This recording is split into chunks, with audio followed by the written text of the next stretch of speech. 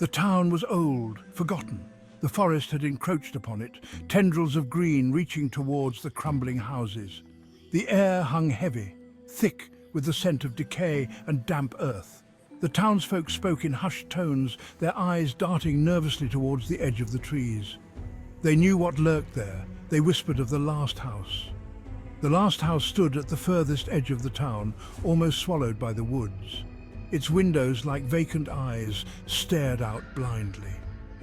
The paint peeled, revealing rotting wood beneath. The once grand structure now sagged, as if burdened by an unseen weight. It was a testament to time and fear, a monument to the unknown. The legend of the last house was a tale whispered by the firelight. It spoke of a family, wealthy and powerful, who had built the house generations ago. But their fortune, it was said, was built on dark pacts and forbidden rituals. One night the family vanished.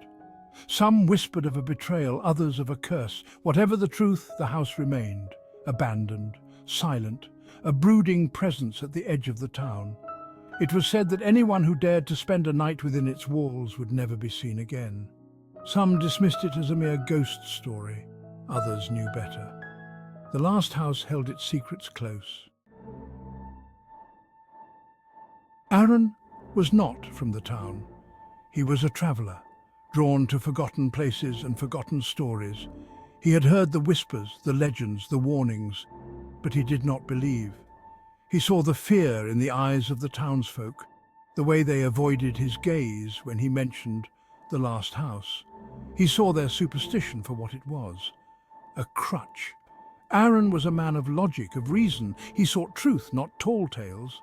The last house, with its air of mystery and danger, intrigued him. He was determined to uncover its secrets, to dispel the shadows with the light of reason. He would spend a night in the house. He would prove them wrong. The sun was setting as Aaron approached the house. The air grew colder, the silence deeper. He took a deep breath and pushed open the rusted gate. The hinges screamed in protest, the sound echoing in the stillness. The path to the front door was overgrown, swallowed by weeds and thorns. Aaron pushed his way through, each step taking him closer to the heart of the legend. He reached the front door, its wood warped and cracked. The handle was cold beneath his touch. He hesitated for a moment, a flicker of doubt passing through him, but it was too late to turn back. He pushed the door open. It creaked open slowly, revealing darkness within. Aaron stepped inside and the door slammed shut behind him. Section 5. Whispers in the dark. The darkness inside was absolute. Aaron fumbled in his backpack for his flashlight, his heart pounding in his chest. The air was thick with the smell of dust and decay, a heavy silence hanging in the air. He flicked on the flashlight, the beam cutting through the darkness. Cobwebs hung from every corner, the furniture draped in white sheets like ghosts themselves. He took a step forward, the floorboards groaning beneath his weight. He thought he heard a whisper, a faint rustling sound.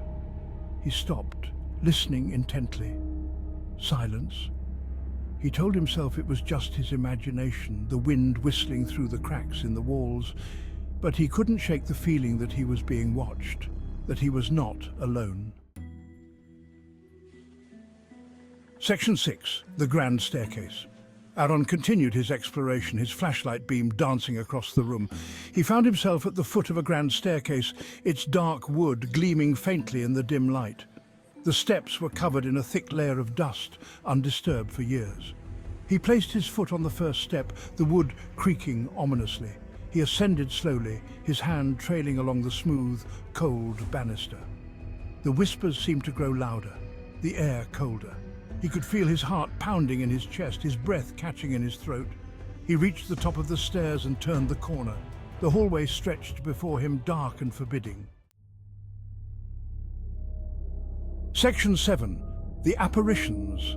The hallway was lined with closed doors, each one a silent sentinel guarding its secrets. Aaron hesitated, unsure which way to go. He chose a door at random and tried the handle.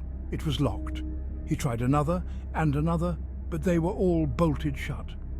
He felt a chill run down his spine, a sense of dread creeping into his heart. Suddenly he heard a noise behind him. He spun around, his flashlight beam searching the darkness. There, at the end of the hallway, he saw them. Two figures shrouded in shadow, their eyes glowing with an eerie light. They were tall and gaunt, their forms shifting and swirling in the dim light. Aaron froze, his blood turning to ice. He knew then that the legends were true. Section 8. Panic and escape. Fear gripped Aaron, cold and paralyzing. He stumbled back, his flashlight slipping from his grasp. The beam flickered and died, plunging him into absolute darkness. He could hear the figures approaching, their whispers growing louder, echoing in the darkness. He turned and ran, his heart pounding in his chest. He raced down the hallway, blindly feeling his way through the darkness. He could hear the figures behind him, their footsteps heavy and slow. He reached the grand staircase and stumbled down, his hand gripping the banister for support. He tripped and fell, tumbling down the remaining steps. Section 9. The Unresolved Mystery. Aaron picked himself up, his body aching, his mind reeling. He stumbled towards the front door, his hands scrabbling for the handle. He fumbled with the lock, his fingers numb with fear. The whispers were closer now, the figures drawing nearer. He finally managed to get the door open and stumbled out into the night.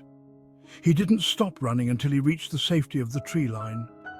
He collapsed on the ground, gasping for breath, his body trembling uncontrollably. He looked back at the house, its silhouette looming against the moonlit sky. The windows were dark, the house silent once more. But he knew, deep down, that what he had seen was real. Section 10. The Lingering Shadow. Aaron left the town the next morning, his mind still haunted by the events of the previous night. He carried with him the knowledge that some things are best left undisturbed, that some mysteries are not meant to be solved. He never spoke of what he had seen in the last house, but the memory of that night stayed with him, a chilling reminder of the darkness that lurks at the edges of the world. The last house remained, a silent sentinel at the edge of the town. The whispers continued, the legends lived on, and the townsfolk, forever bound to the shadows of the past, avoided the house, their eyes filled with a mixture of fear and respect.